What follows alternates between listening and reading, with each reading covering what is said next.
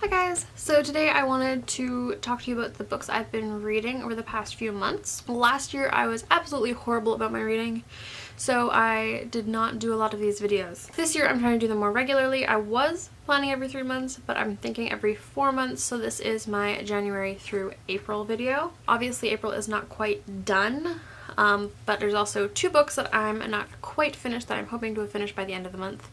So I'm going to include them as well. So yeah, I don't have any of the books with me but one, so I'm just going to insert pictures from Goodreads of the books that I don't have with me. If you watched my last book chat roundup, that you know I was reading or rereading the Twilight series. I had finished the first 3 books but had not finished Breaking Dawn yet. So the first book that I finished this year, of course, was Breaking Dawn. If you don't know about the Twilight series, it's basically a teen romance series with vampires and werewolves. I don't know, I really like them. There's also the movies, which you've probably heard of if you haven't seen. I know people have a lot of issues with the series, but personally I really enjoyed it, both the first time that I read it and rereading it. So yeah, I really liked it. The second book that I read was the Fantastic Beasts movie Handbook. This is possibly cheating because the book's only like this big. It's only a few pages long, maybe like 50 pages, I don't know. But I got it for Christmas and it was really kind of interesting. It told you a bit about characters, like summaries about what happened and some of the different stuff in the movie. Book number 3 is actually like a real book that I can talk to you about. I read Will Grayson by John Green and David Levithan, who I have to admit are 2 of my absolute favorite YA authors. Probably 2 of my favorite authors in general. They both have just really beautiful writing styles, so I was really excited to read this book. There was one occasion on which I tried to read the book previously and it didn't really work out for me. I don't know why I couldn't get into it. I think maybe I was spending too much time trying to figure out which author I was reading, because it's pretty clear once you start reading it that David Levithan has taken one Will Grayson and John Green has taken the other. But it's just really fun, like knowing their styles and seeing how the different characters react, and it's a good story. I would definitely recommend it if you like YA, especially YA that's not necessarily romance. There's a little bit of romance in there just because teenagers, but it's not what the story is focused around. It's a lot more about like friendship and growing up and stuff like that. And both of these authors are really good. So even if you've never read either one of them, I think you would really enjoy this book if you like sort of coming of age stories, I guess. Then the next book I read was, I'm going to preface this by saying that I've been reading a lot about like witchcraft and Wicca and stuff recently. I'm personally not a Wiccan, or at least I wouldn't be comfortable saying that I am, but I have been really fascinated in it for a long time, but especially recently I've been reading a lot about it and like poking around the internet. And so I have like a pile of books at home right now out of the library that I've been going through slowly. The first one that I finished was Buckland's Complete Book of Witchcraft by Raymond Buckland. He's a really well-known figure in the like Wicca community, I guess. It's one of the books that you find referenced and talked about a lot if you are looking up Wicca and witchcraft and stuff and paganism online. And yeah, this is basically just his book about being a Wiccan, how you become a Wiccan, what Wiccans believe, what they do, what they think, how to think like a Wiccan, stuff like that. It is very driven towards like Wiccan covens, which is like groups of Wiccan people, just like very similar to a like church or mosque or stuff like that. It's just where people go to practice their religion together. It's not as scary as like a witch's coven sounds. And yeah, that's basically what that one was about. It does have a little bit about like solitary Wicca, which is more what I'm interested in. I don't really care to meet up with a bunch of strangers and do religious things.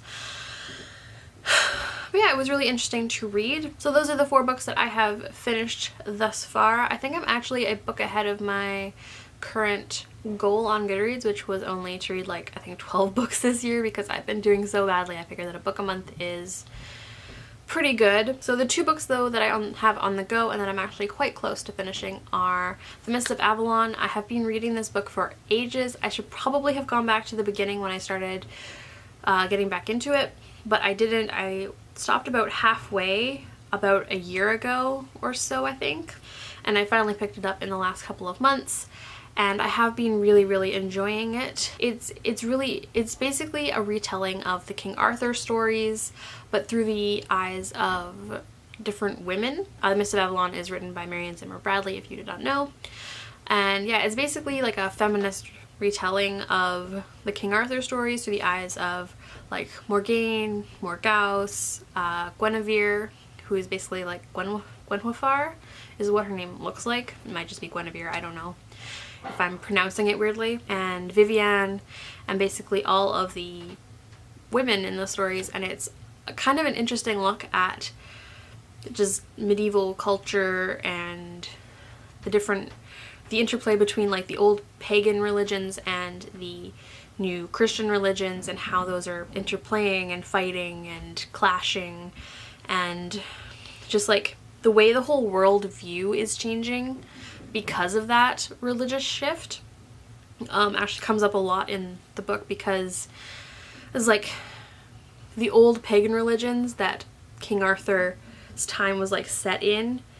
Those old pagan religions are much more focused on the equality between the male and the female.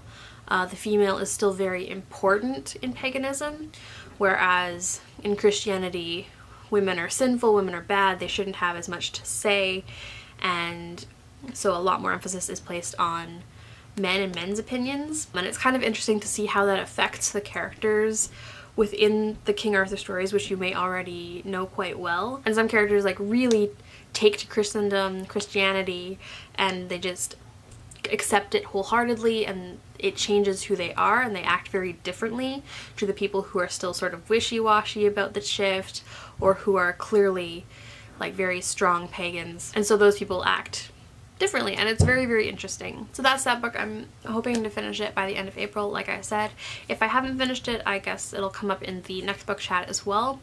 But yeah, it might come up in the next book chat anyways if I just have some thoughts about the ending that I wanted to share. But as it is, I would definitely recommend picking it up if you have any interest in Middle Ages, King Arthur stories, feminism, paganism, Christianity, any of those things. If you're interested in any of those things, I would definitely recommend reading that story, because it is very good. And then finally, the second book that I am currently still working through but will probably finish before the end of the month is the only book that I have with me, The Practice of Witchcraft Today, An Introduction to Beliefs and Rituals by Robin Skelton. This is again just sort of another Wiccan witchcraft. A lot of people use the two words interchangeably, but a lot of people separate Wicca from witchcraft, because Wicca is like a religion and you can practice witchcraft secularly, so it's sort of separate. But yeah, this is basically just another handbook to Wicca. The section I'm on, which is about half the book actually, is just answering questions about Wicca, like general, like basically frequently asked questions like, do witches make money? Is there a lifestyle peculiar to witches? Do witches indulge in wild dances? What are black and white witchcraft? Just like questions that a lot of people have about witchcraft, stuff they've heard about witchcraft, and debunking myths or confirming people's beliefs about witchcraft, because a lot of things are said and a lot of things are not true. So yeah, that's been kind of interesting, but I know in the end he does get into like various spells and ways of practicing. So yeah, I'm already about halfway through that one. So I'm sure I will finish that by the end of the month, because I've been very interested in the witchcraft recently. So those are all the books that I had to talk about.